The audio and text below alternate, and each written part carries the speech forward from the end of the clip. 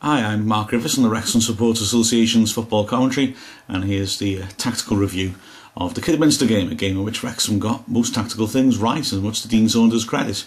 But the key thing really was to transition in phases of play, which is a big tactical idea at the moment here. Mourinho banging on about all the time, and putting it simply, it's just the ability for a team to change from defending to getting the ball into midfield to getting it into attack. And it was something which, because of the clash between the two formations, Wrexham did very successfully and Kidderminster didn't do successfully at all, which led to the lopsided nature of the match. Wrexham playing with the three in midfield and the three up front and showing flexibility, an extra man in the middle of the pitch, and Kidderminster with a very rigid 4-4-2 meant that Wrexham were able to outmanoeuvre them at every turn. And as you'll see now, Wrexham were very good at breaking forwards and turning defence into midfield play and into attack. The first key point is the role of Adrian Cieslewicz, who was terrific, wasn't he? His pace was fantastic. You see here, Wrexham win it deep in the defensive phase, and Cieslewicz's pace and ability to carry the ball, bringing the ball forwards, turns defence into attack. Here again, Wrexham defending a set piece. But once it's played in, and eventually Wrexham deal with it, Maxwell comes forward, his early throw, and Cieslewicz is quick, and he's going to hair away, and immediately a defensive situation turns into an attacking situation. Cieslewicz able to carry to the edge of the area, maybe should have laid her off inside, but although his decision making wasn't necessarily the best, it was a good example of breaking away. Here he is again using his pace down the flank, getting his marker Aaron Griffiths a yellow card early on, which couldn't have helped him to cope with such a quick adversary. And here once more, Cieslewicz able to beat men, able to create situations, cutting inside, beating one, beating two. And his pace was absolutely crucial, like I said, but turning defence into attack, something we did easily. We got the ball into dangerous positions much too easily, I think, from Kidderminster's point of view. Kidderminster, you can see here, much more laboured when they come forward. Well, I'll look at them more in depth in a moment. But again, those transitions, here's another example coming up at Cieslewicz, ball in midfield, crunching tackle from Andrews, just this side of legal. Once you get to Cieslewicz, it's an attack. Crosses the halfway line, he's running at Griffiths, who's scared of sticking his foot out and getting another yellow, and he's carried this to the edge of the box, and he's got away the shot. So again, just being able to break forwards, being decisive, catching Kidderminster, turning them in midfield, being taken totally out of the equation there, having to just launch long stuff like that. Here's another Cieslewicz example. Mansfield of turgid possession in midfield, looking stodgy. They're not getting anywhere. Mark Williams slides in, and here we go again. Harris with the simple ball, all you got to do in midfield, work it to Cieslewicz, and bang, he's away. And now, with movement ahead of him as well, good movement by Pogba, creates an angle for him and takes players away from him and gives him an option. But again, we won the ball deep in our half. 3 seconds later, we're tearing away at them. David Brown was crucial in this transition play as well. He's found lots of good positions in the hole between the lines of the Kidderminster midfield and the defence, and was able to create. Picking the ball up here, that's a terrific pass to Pogba. Keeper hadn't come out so quickly, that might have been a goal. But David Brown has got a good ability, good passing ability, probably as much as anyone in the club, with the possible exception of Dean Keats, of course. And so he can pop up in those positions and just turn again, a midfield position into attack. Here we are, turning away from his man, and now bang, threading it through. Doesn't quite get it right that time, but that's what he was trying to do all the time. And so the ultimate reward of this ability to break was Jay Harris's goal, wasn't it, coming from a Kidderminster corner. And we'll look at a moment at the fact that Wrexham actually left a man up for the corner. But credit Pogba for coming out quickly, wins it. And the moment you get to Cieslewicz, right, we've got a break on now. Bit of luck, of course. The fullback probably ought to have cut out Cieslewicz's pass, but he played the correct pass. And Wrexham have gone from defending a corner to scoring in the space of, 5 or 6 seconds. If I was a lazy match of the day pundit, I'm sure I'd run a stopwatch on that. But yeah, Wrexham breaking quickly. Very swift change of transition, either through accurate passing from Brown or from Cieslewicz's pace. Now, of course, an issue which has excited Wrexham fans an awful lot, whether we should leave all our men back 4 corners or not. And Dean Saunders did talk about it afterwards when I asked him about it. There we've let Cieslewicz up and we have scored, so it's worked.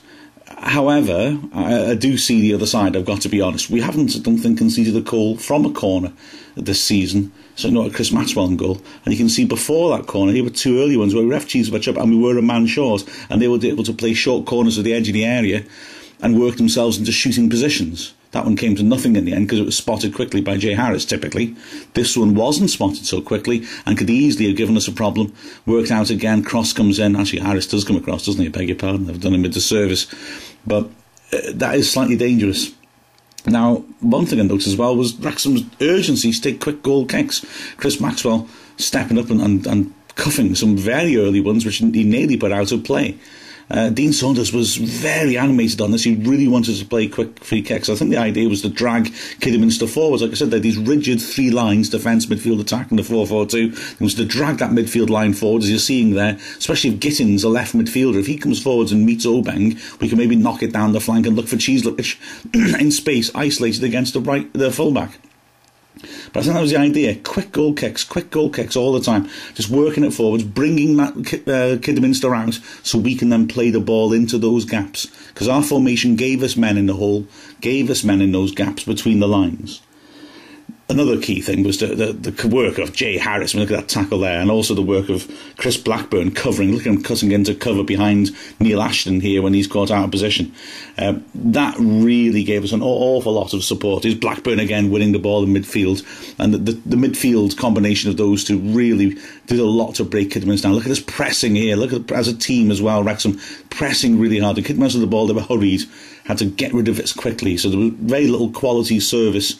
And there's Blackburn in that position in front of the back four, again breaking up the lines of play and getting the ball clear, and then Wrexham finding space between the lines, driving on, getting a shot in on goal. Here's some more good pressing as a team. Look at that, take a throw in, and immediately they got no chance of keeping possession. And it finds a really nice illustration here. Good pressing by Blackburn, good pressure. Wrexham win it back. They immediately work it in between the lines. There's gaps between there, and away goes Cheeslewich once more, herring off into the box. His shot's blocked in the end. But there was a coherent strategy behind Wrexham's work, whereas Kidderminster, they stuck to this rigid midfield four, which really didn't help them at all. It surprised me enormously.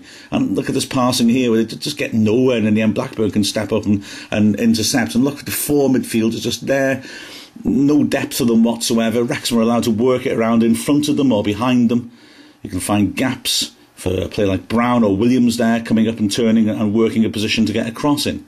And I was very surprised they did that. When I've seen Kidderminster previously, they tend to have one of the wide men tucked in. Here again, Wrexham converts. Look at the gap. The midfield's isolated. There's a hell of a gap to the defensive line, which, frankly, I think I've drawn in a bit too high up. And Williams in all that space can work her off, and Cheeslewich can come tearing forwards once more, and Kidderminster on the back foot.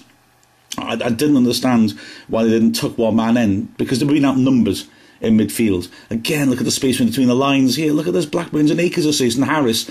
They can work this little combination, even though the passes aren't all that crisp, just because there's so much room to work in. The midfield's so deep, Harris has got time to turn and hit a shot in from distance as well. And Kidderminster just couldn't create either. I mean, look when they tried to come forwards. Wrexham have got depth in midfield. They've got Blackburn coming back to cover, and there's this real moribund passage of play with Kidderminster play with two flat lines of four. They just can't get anywhere. They've got no options, and they play hopeful passes. Here again, flat line of four in midfield after the centre-back has stepped up to break something up. Hank in the right wing has got no options really ahead of him, and every other midfielders are sideways. So as Wrexham press, you can only keep pushing it on sideways. There they go again, pushing it on, looking for space. There's nothing. Wrexham are working hard, and all the midfielders are there. You can throw a hanky over them. And in the end, look at this, poor Gittins is just totally stuck and doesn't know what on earth to do. So he plays the hopeful launch. Just great defending by Wrexham as a unit. But Kidderminster just not getting depth to their movement. Other advantages playing like this, Blackburn covers, so you can get both full-backs up at the same time, which Wrexham exploited pretty well. There's Ashton here, he goes on the break down the left-hand side. Wrexham don't go that way, but watch out, Oben can come tearing forwards, and because you see Blackburn there in the middle covering, that means that both full-backs can back at the same time. Wrexham as well, because of this extra flexibility, you can get a lot of players into the box. Look at this, we've got both full-backs coming forwards once more as Blackburn holds. Here goes Obeng, he bursts past his man.